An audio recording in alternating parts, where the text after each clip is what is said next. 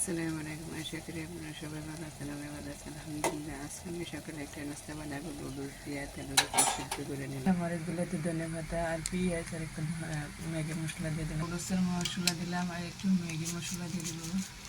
ডিম দিয়েছি, এখন একটু চাউলের গুঁড়া দিব, আতপ চাউলের গুঁড়া, মতন লবণ, জিরে গুঁড়ে, একটু হলুদের গুঁড়ে ভালোভাবে মেখে নিব। গরম হয়ে গেছে, নাস্তাটা ভেজে নেব, ভালোভাবে লাল করে ভেজে নেব। সবগুলো উল্টাইয়া প্লেটে তুলে নেব।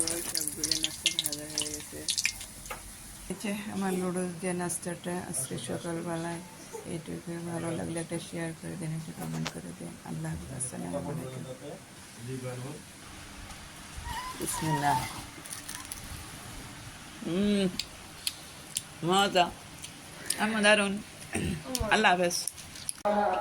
আজকে 1 কেজি ধুন্দুল আনছে, ধুন্দুল দিয়ে আমি 2 পদের রান্না করবো। এটা মাছ দিয়ে রান্না করবো আর এইখানে আমি ভর্তা বানাবো, তাই সিদ্ধ করে নিব। সমস্ত দিন রান্না বাড়া কিছুই করি নাই, কারণ কিছু ছিল না, তাই রান্না বাড়া করি নাই। একটু লবণ দিয়ে দিব। আবার আমার বাচ্চাদেরকে মাছ ভাজা দিয়েছিলাম, খাইছে না, কিছুটা খাইছে, কিছুটা রয়েছে। সেই মাছটা দিয়ে আজকে ধুন্দুল রান্না করবো।